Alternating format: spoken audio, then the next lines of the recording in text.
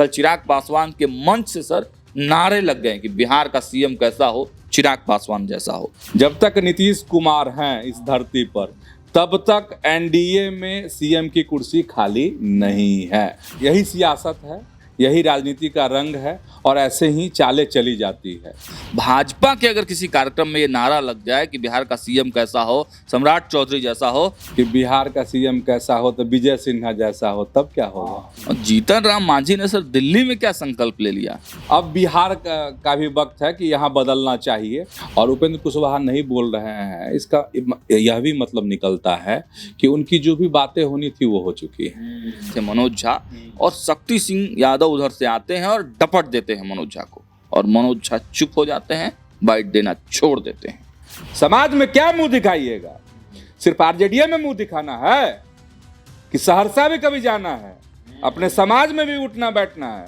हम लोग को लग रहा था या बिहार के लोग भी गफलत में चले गए थे कि ना आरजेडी में तो सब बदल गया, आज सब ठीक है, अब तो तेजस्वी यादव हैं। नहीं, लेकिन ऐसा कुछ नहीं है, कुछ नहीं बदला है।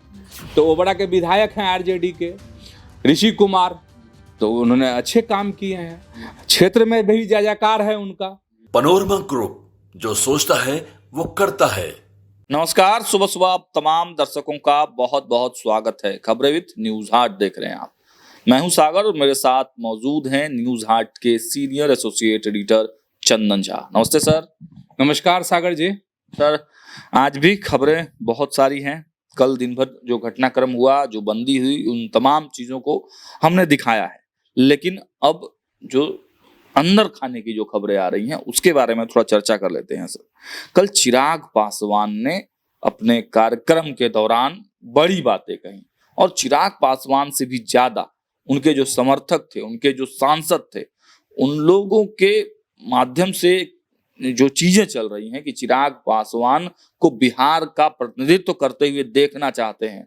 कल चिराग पासवान के मंच से सर नारे लग गए कि बिहार का सीएम कैसा हो, चिराग पासवान जैसा हो। आखिर मन में क्या है चिराग पासवान के? देखिए, भाषण जो उनका रहा उसमें उन्होंने एनडीए के पक्ष में बातें की, उन्होंने सवाल उठाए अपने संबोधन में कि अगर चुनाव नजदीक है, अगर आपके घर पर, आपके दरवाजे पर अगर आरजेडी और कांग्रेस के लोग आए तो आप उनसे सवाल कीजिएगा कि बिहार जो है विकसित राज्य क्यों नहीं बना।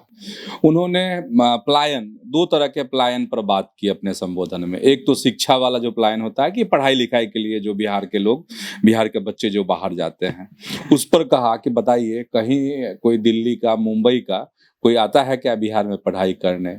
और एक स्वास्थ्य का मसला उठाया कि दिल्ली एम्स का उदाहरण दिया कि देखिए वहां पर बिहार के लोगों की कितनी भीड़ रहती है, कितनी परेशानियों का सामना करना पड़ता है बिहार के लोगों को।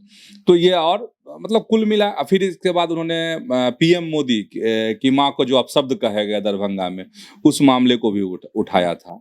और 2024 के लोकसभा चुनाव के दरमियान में जो चिराग पासवान की मां को जो अपशब्द कहे गए थे उसका भी जिक्र किया। कहा कि तेजस्वी यादव के सामने में आरजेडी के कार्यकर्ता ने इसी तरह के अपशब्द मेरी मां के खिलाफ में बोले थे। तो ये सब रहा। कहीं ऐसा नहीं लग रहा था कि चिराग पासवान जो हैं एनडीए के खिलाफ हो या किसी से नाराजगी हो, लेकिन कहा जाता है कि कई बार यही सियासत है, यही राजनीति का रंग है और ऐसे ही चालें चली जाती है। और चिराग पासवान ने खुद अपने से कुछ नहीं कहा, लेकिन जो सागर जी शुरुआत में कह रहे थे कि उनके लोग, उनके समर्थक, उनके कार्यकर्ता, उनके चाहने वाले, उनके फैन जो हैं वो कह रहे थे कि बिहार का मुख्यमंत्री कैसा हो तो चिराग पासवान जैसा हो। तो यहीं पर सियासत है, यही राजनीति है। और ये बात जो है लोग यही कह रहे हैं, जो राजनीति को समझते हैं, जो महीन रेखा को समझते हैं, वह कहते हैं कि ये कार्यकर्ता नहीं, ये चिराग के मन की बात थी, ये उनके पार्टी के मन की बात थी। क्योंकि कार्यकर्ता उनके थे तो मन के बात किसकी होगी भाई। ठीक, तो ये कहा जा रहा है कि इस तरीके से एक नई चाल जो है चिराग पासवान ने चली है। तो सवाल इसलिए भी उठ रहा है ना क्योंकि अरुण भारती उनके जीजा जी हैं और उनके माध्यम से कुछ दिन पहले ट्वीट कराया गया सीटों को लेकर, तो सवाल तो उठेगा। और उनके सांसद, बिना उनकी अनुमति के कोई सांसद कुछ बोल सकता है? देखिए ट्वीट तो हुआ ही था, वैशाली में पिछले दिन थे अरुण भारती, और वहां पे उन्होंने कहा था कि हर 15-20 साल पे बदलाव होता है और होना भी चाहिए। अब बिहार का भी वक्त है कि यहाँ बदलना चाहिए। तो उस संबोधन और उस बात से, उस अरुण भारती के उस बयान से भी यही अनुमान लोग लगा रहे थे कि अब मुख्यमंत्री की बात कर रहे हैं, सीएम फेस की बात कर रहे हैं। सीएम फेस की रेस में चिराग पासवान अपने को सबसे आगे रखना चाहते हैं। तो उसका रूपांतरण मान लीजिए, कल जो मुजफ्फरपुर में उनकी नव संकल्प महासभा हुई, तो वहाँ अरुण भारती, वैशाली में तो यहाँ कार्यकर्ता, हालांकि चिराग पासवान ने कुछ नहीं कहा। मतलब सधी हुई राजनीति, अब लग रहा है चिराग पासवान चल रहे हैं। एक बात मैं पूछना चाहूंगा आपसे पर्सनल लेवल पे कि चिराग पासवान के कार्यक्रम में ये नारा लग रहा है कि बिहार का सीएम कैसा हो, चिराग पासवान जैसा हो। भाजपा के अगर किसी कार्यक्रम में ये नारा लग जाए कि बिहार का सीएम कैसा हो, सम्राट चौधरी जैसा हो, तब क्या होगा? क्या इसी तरह से नॉर्मल सियासत रहेगी या कुछ बवंडर होगा? वो तो छोड़ दीजिए, कहीं ये नारा लग जाए कि बिहार का सीएम कैसा हो तो विजय सिन्हा जैसा हो, तब क्या होगा? हैं? देखिए, अब सवाल ये है कि जो चिराग पासवान के जो सपने हैं या उनकी पार्टी के जो सपने हैं, उनके कार्यकर्ता के जो सपने हैं, वो अभी दिल्ली दूर है। ठीक, बहुत दिल्ली दूर है, क्योंकि चिराग पासवान खुद की वोट के बदौलत बिहार के मुख्यमंत्री नहीं बन सकते हैं। उसके लिए उनको अन्य दलों का सहयोग चाहिए। तो चाहे वो एनडीए का सहयोग चाहिए या महागठबंधन का सहयोग चाहिए। अगर महागठबंधन के लिहाज से बात करेंगे तो वहाँ वैकेंसी नहीं है, क्योंकि एक बड़ा चेहरा वहाँ तेजस्वी यादव हैं। वहाँ खुद जो है सिर्फ फुटबॉल वाली स्थिति है। राहुल गांधी यहाँ कह नहीं रहे हैं, मंच से नाम ले नहीं रहे हैं। और आप इधर आएंगे एनडीए में तो यहाँ भी नो वैकेंसी। जब तक नीतीश कुमार हैं इस धरती पर, तब तक एनडीए में सीएम की कुर्सी खाली नहीं है। अगर धरती पर नीतीश कुमार हैं और वह उनके मन में ऐसा कुछ उद्गार आ गया कि नहीं फलाना होगा, नहीं, वो बात अलग है। लेकिन इसकी भी संभावना बहुत कम, नगण्य है, छीन मात्र। तो चिराग पासवान खुद की बदौलत तो नहीं बन सकते, और चिराग पासवान बखूबी इन सब बातों को समझते हैं। मतलब प्रेशर पॉलिटिक्स है यहाँ पर शुद्ध रूप से। सपना तो सपना है ना, ठीक, सपना मेरा भी बहुत सारा सपना है। सीएम बनने का सपना नहीं है मेरा, और बहुत सपना जीवन में बहुत सारी चीजें होती है ना, तो और मेरे भी बहुत सारे ख्वाब हैं। कुछ ख्वाब पूरे हुए हैं, कुछ अधूरे हैं। ठीक, जिस तरह नव संकल्प लिया है चिराग पासवान ने, वैसे ही हर लोग अपना संकल्प लेते रहते हैं वक्त समय समय पर। तो अभी मुश्किल है चिराग पासवान का सीएम बनना। तो खैर बहुत, चिराग पासवान तो बिहार में संकल्प ले रहे थे, और जीतन राम मांझी ने सर दिल्ली में क्या संकल्प ले लिया? देखिए, हाँ, दिल्ली में जो मांझी जी का अधिवेशन था उनकी पार्टी का दिल्ली में, तो दिल्ली में करेंगे तब ना, एक समय बंधता है ना। अब चूंकि सीट बंटवारा का ऐन वक्त आ रहा है। अब पिछले दिन देख ही लिए थे कि अमित शाह ने 3 तारीख को अमित शाह ने मीटिंग बुलाई थी दिल्ली में। जो बिहार भाजपा के जो लोग हैं, शीर्ष लोग जो हैं, उन लोगों की मीटिंग थी अमित शाह के नेतृत्व में। तो उसमें बहुत सारी बातें हैं, उस पर नहीं जाएंगे क्योंकि हम लोग उस पर बात कर चुके हैं, तो कार्यक्रम लंबा हो जाएगा। सबसे अहम बात यही है कि अमित शाह की वो मीटिंग, इसके बाद अब क्या है, अमित शाह ने खुद को आंक लिया, मतलब जो बिहार भाजपा को आंक लिया, क्या करना है, कैसे करना है, इन सब चीजों पे मंथन हुआ है। निर्णय तो टॉप लीडरशिप से ही होना है। लेकिन अब जो वक्त आने वाला है, वो वक्त आने वाला क्या है कि सीटों का बंटवारा, और किनको कितनी सीटें मिले, क्या मिले। क्योंकि इधर चिराग पासवान जो है कह रहे हैं कि भाई हम 2015 में 43 सीट पे चुनाव लड़े, 2020 में 137 सीट पे चुनाव लड़े, तो हमारी जो संख्या होनी चाहिए कुछ इस दोनों के बीच में होनी चाहिए, जो संभव नहीं है। कहीं से अगर आप गुना भाग करते हैं, घटा लीजिए, बढ़ा लीजिए, इस संख्या को उस संख्या से गुना कर दीजिए, कुछ नहीं होने वाला है। उतनी सीटें चिराग पासवान को नहीं मिलेंगी, नहीं मिलेंगी, नहीं मिलेंगी। जो 2015 का आंकड़ा 43 सीट, अब 2015 का आंकड़ा 43 है, 2020 का 137 है, बताइए तो ये आंकड़ा संभव है कभी? ये नहीं होंगे।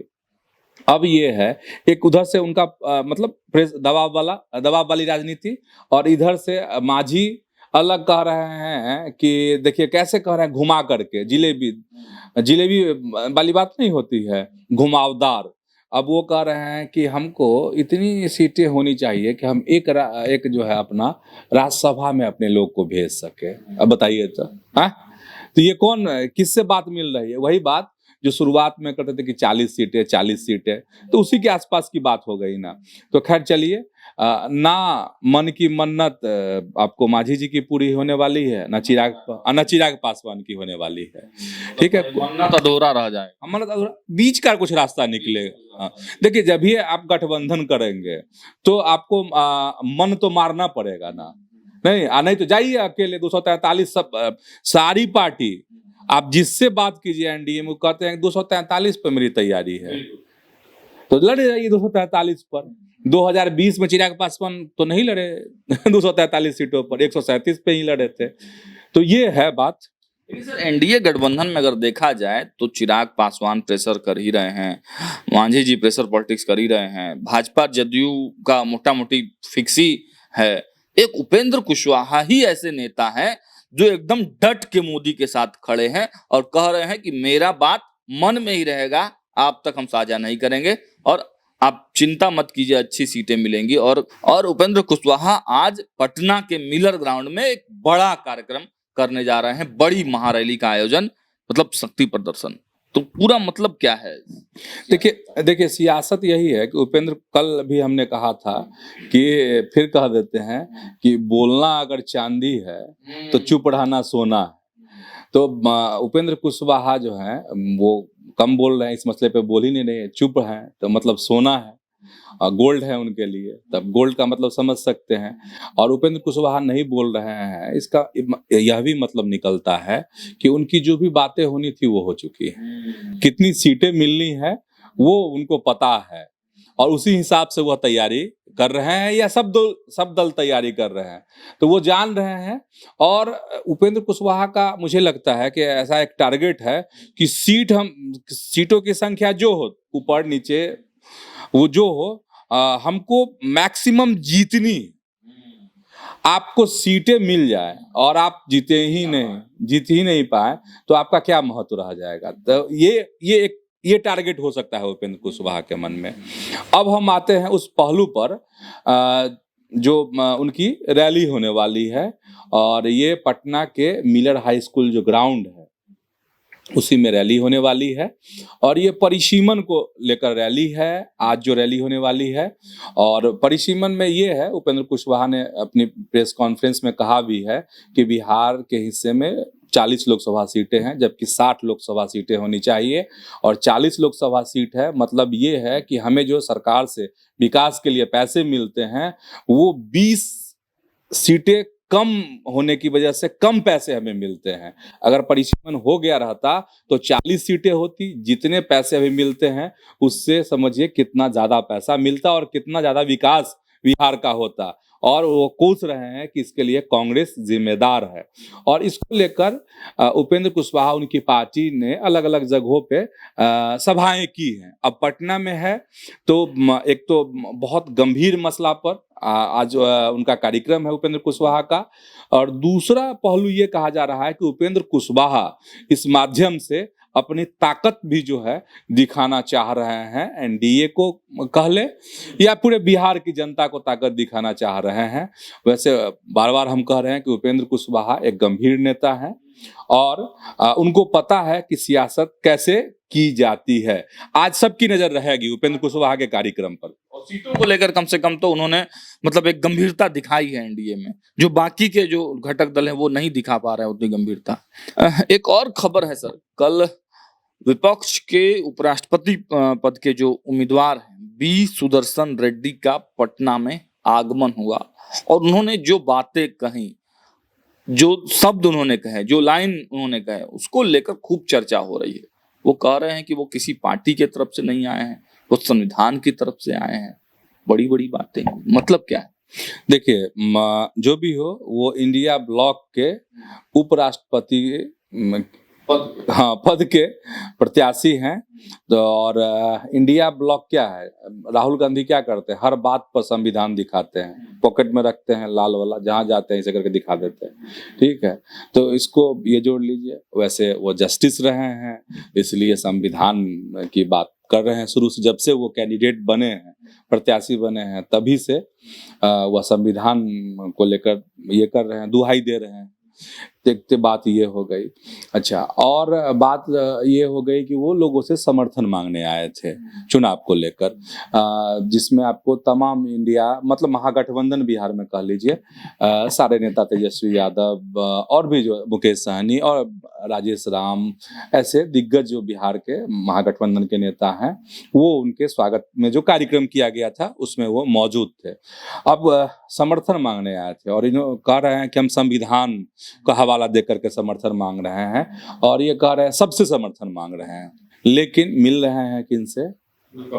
विपक्ष के लोगों से। वैसे इनसे रेड्डी साहब ने कहा था कि अगर भाजपा अगर हमको अनुमति दे तो हम भाजपा की टॉप लीडरशिप से मिलना चाहते हैं, जैसे जेपी नड्डा, नरेंद्र मोदी और अमित शाह। उनकी ये दिली इच्छा थी कि हम मिलना चाहते, अगर इजाजत मिल जाए तो, और हम तमाम और लोगों से भी मिलना चाह रहे हैं। तो ये अब उनकी ख्वाहिश थी, लेकिन भाजपा उनकी इस ख्वाहिश को कैसे पूरी करेगी? ठीक है, तो खैर चलिए, सबसे यही है, अब देखने वाली बात होगी कि उपराष्ट्रपति के चुनाव में जो वो संविधान का हवाला दे रहे हैं, कितना समर्थन विपक्ष से तो मिलेगा, सत्ता पक्ष से कुछ मिलता है कि नहीं, सत्ता पक्ष के लोगों का दिल पिघलता है कि नहीं, ये सब देखने वाली बात होगी। बिहार में आगमन को लेकर आप क्या कहेंगे? मतलब बिहार आना और एक तरह से SIR की बातों को करना, चुनाव में एक माहौल बनाने का प्रयास भी है उनके माध्यम से। बिहार चुनाव कह सकते हैं, क्योंकि आप देख रहे हैं कि वो जस्टिस रहे हैं, तो इस माध्यम से, और अगर बिहार आए और SIR का वह जिक्र नहीं करते तो अधूरा रह जाता उनके लिए। और बिहार के लिए अभी सबसे बड़ा यही मुद्दा है, SIR। अब तो SIR कहा जा रहा है कि नेशनल मुद्दा होगा। संजय राउत ने तो कहा था ना पटना में कि इसको पूरे देश भर में इस अभियान को चलाया जाएगा। सर, एक वीडियो बड़ा वायरल हो रहा है बिहार में, खासकर पटना के कॉरिडोर, पॉलिटिकल कॉरिडोर में। उसमें 2 प्रवक्ता दिख रहे हैं राष्ट्रीय जनता दल के। एक तो राज्यसभा सांसद भी हैं मनोज झा, और एक है शक्ति सिंह यादव।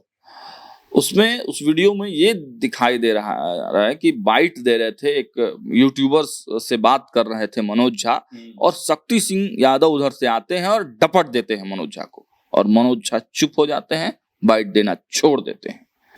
इसको लेकर बड़ी चर्चा है कि मतलब जो सवर्णों की बात कहते हैं Tejashwi Yadav, Lalu Prasad Yadav, A to Z की बातें करते हैं, क्या वैल्यू है, क्या हैसियत है?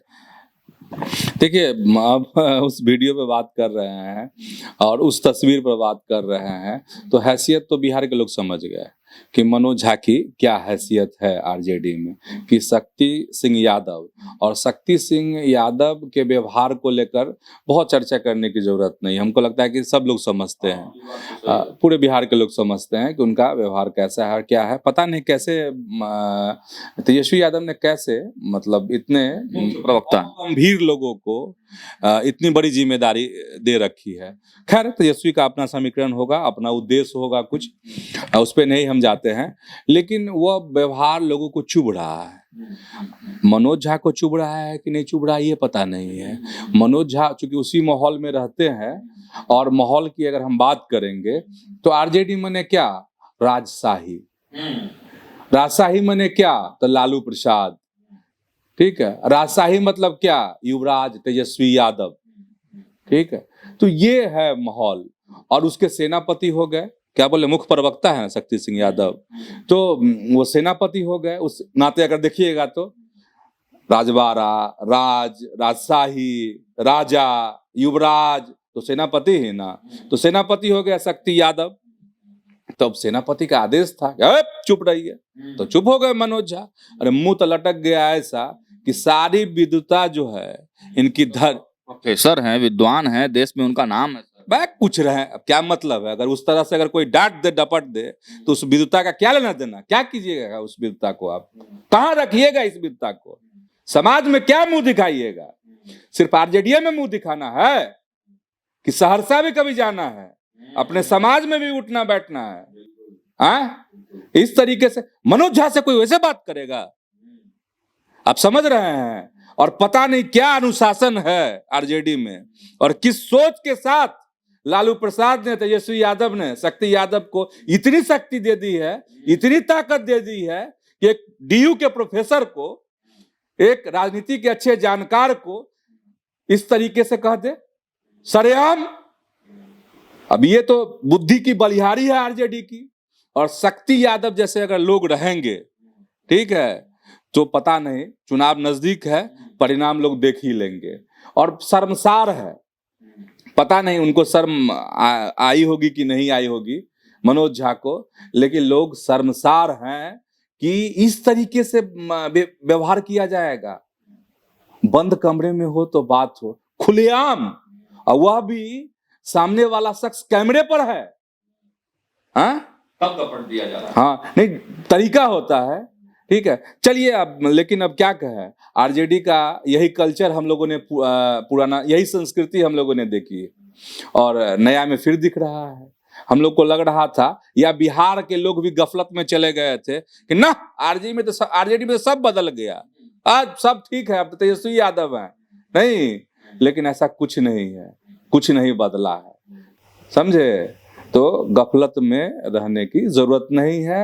हम इसलिए भी कह रहे हैं कि समय समय पर राजद में इस तरह की तस्वीर उभरती है जो लोगों को सोचने को मजबूर करती है।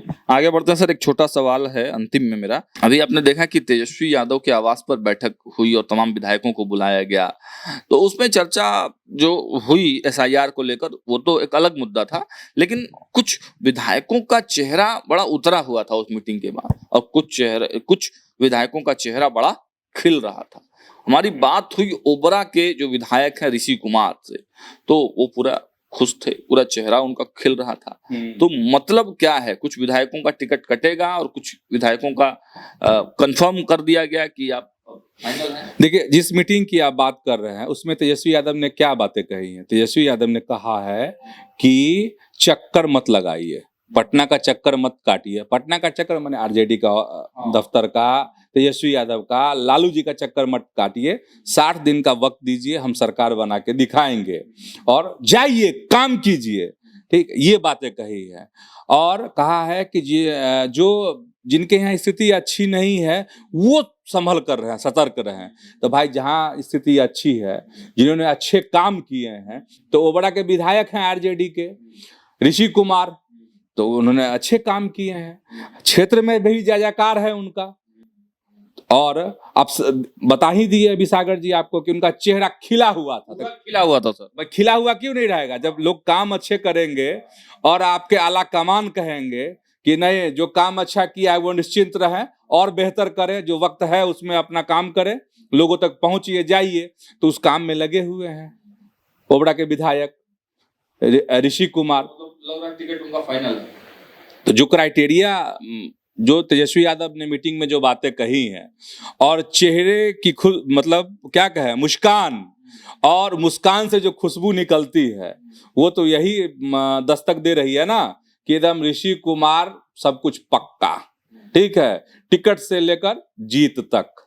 और जीत वाली बात हम इसलिए कह रहे हैं कि वहां के लोग जो हैं, वहां की जो जनता है, वो कह रही है ए बेस्ट है हमारा विधायक। इसलिए हम भी कह रहे हैं एकदम दहाड़ करके कि वाकई में। और ऋषि कुमार जो हैं, वो उनकी सोच, युवा है भी, एकदम स्मार्ट युवा नहीं, सोच जो है बेहतर, और अच्छे जगह से पढ़ाई लिखाई, तो और क्या चाहिए विधायक में? विधायक काम करने वाला हो, जनता की सुध लेने वाला हो, सोच हो, प्लानिंग हो, ये सारी चीजें जो है ओबरा के विधायक रहते हैं सर। आप फोन पर उपलब्ध रहते हैं, मतलब जनता के लिए सर्व सुलभ। तो ऋषि कुमार का लग रहा है कि हर तरफ से ग्रीन सिग्नल। चलिए, तो देखिए आज के विश्लेषण में इतना ही। बाकी बिहार के तमाम पॉलिटिकल मुद्दों पर हमारी नजर है। आपके पास भी अगर कोई सवाल है तो कमेंट बॉक्स में पूछ सकते हैं। देखते रहिए न्यूज़ हाट। बहुत बहुत धन्यवाद।